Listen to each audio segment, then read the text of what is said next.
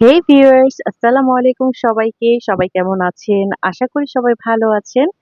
তো অনেকদিন পর আপনাদের মাঝে একটি ভিডিও নিয়ে হাজির হয়েছি। যদিও ভিডিওটি ধারণ করা হয়েছিল ঈদের ৪র্থ কি ৫ম দিনে। তো আমরা আসলে যাচ্ছি গাজীপুরের শ্রীপুরে অবস্থিত গ্রিন ভিউ গল্ফ রিসোর্টে।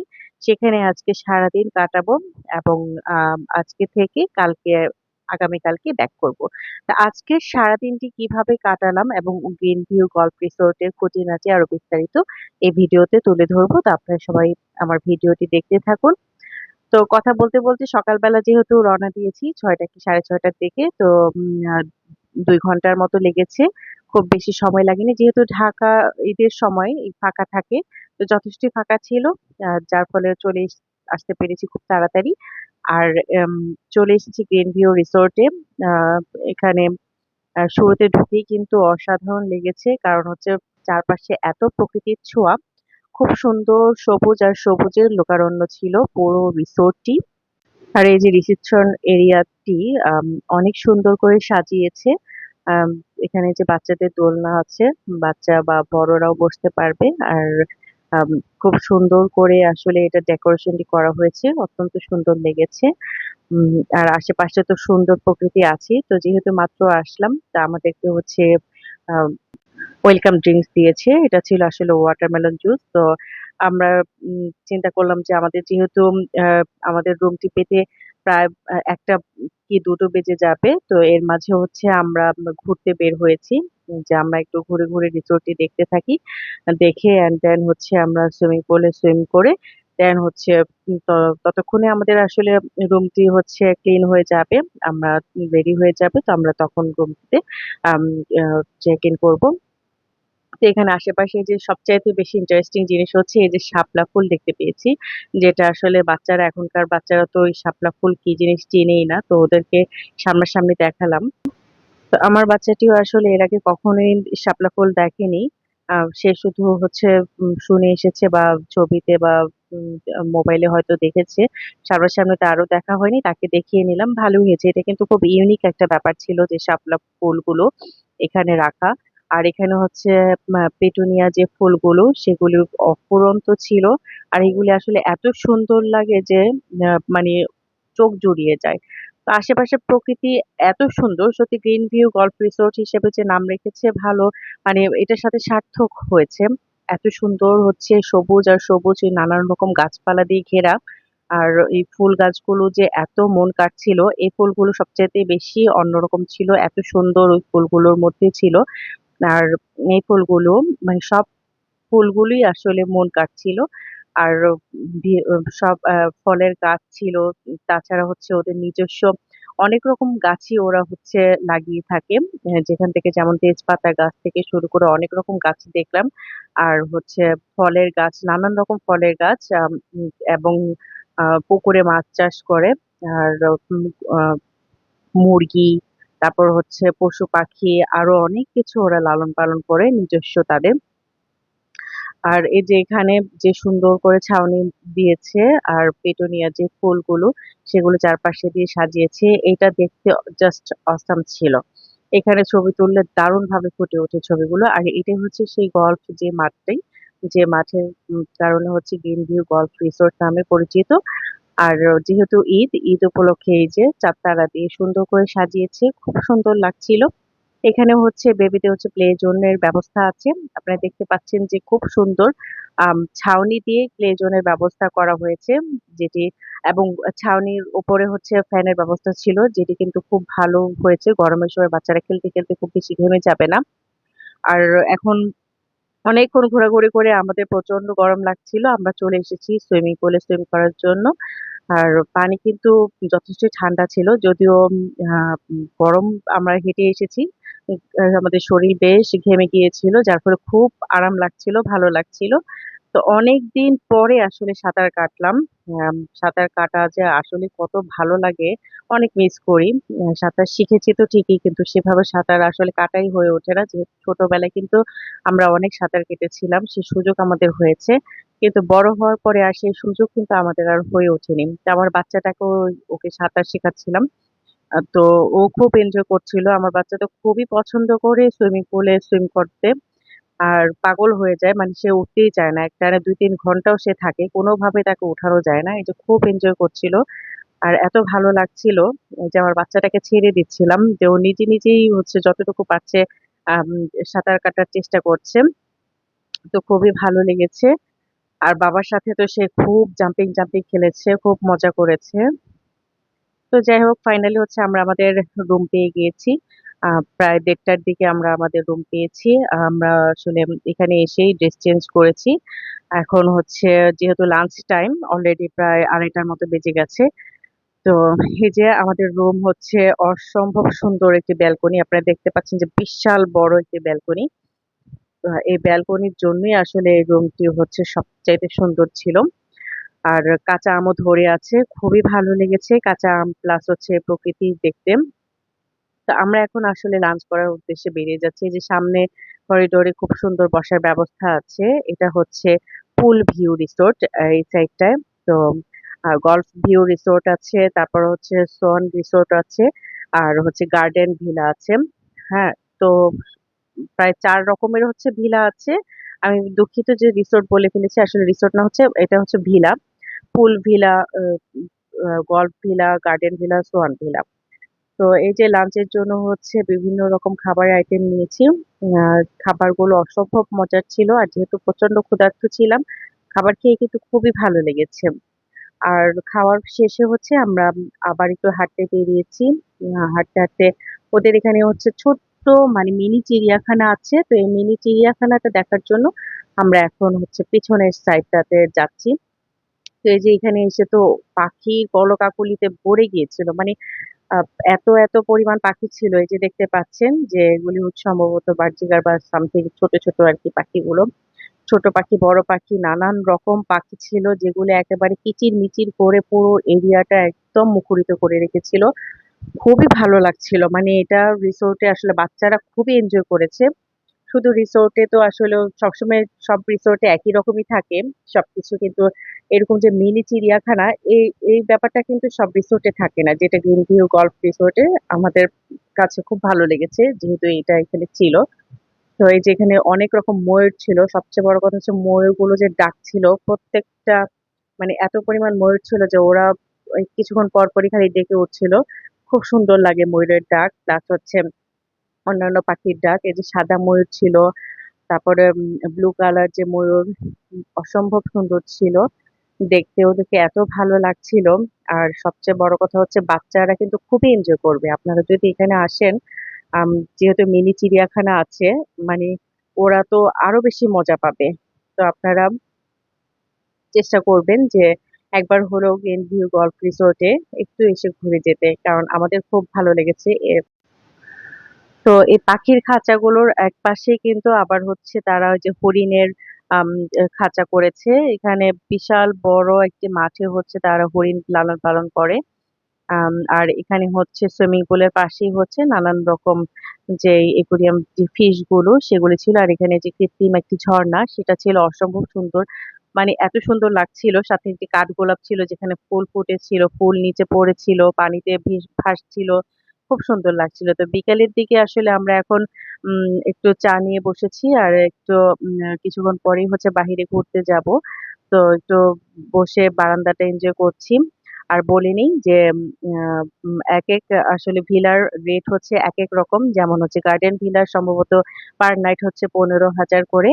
আর পুল ভিলা হচ্ছে ১৮,০০০। আম আ আর আ ১৮,০০০ প্লাস হচ্ছে আমাদের যে রুমটা ছিল সেটা যেহেতু বড় একটি বারান্দা ছিল সেটার জন্য আমাদের পার নাইট দিতে হয়েছে ২১,৫০০ করে। আর আ যে গল্ফ ভিলা সেটাও হচ্ছে সম্ভবত ১৮,০০০ করে।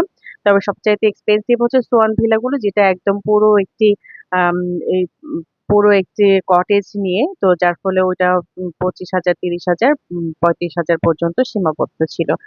তো আ যে ইভেন এরকম আপনারা পারেন যে সারাদিনের জন্য এসে ঘুরে যেতে সেটারও নাকি ব্যবস্থা আছে। ডে লং প্যাকেজ যেটা বলা হয়। তো সেটা কত করে আমার আসলে ঠিক সেভাবে জানা নেই। তবে আপনারা যাওয়ার আগে কাইন্ডলি একটু জেনে যাবেন সেটাই সবচাইতে একটু ভালো হয়। তো এই যে গল্ফ মাঠটাতে চলে এসেছি আমরা।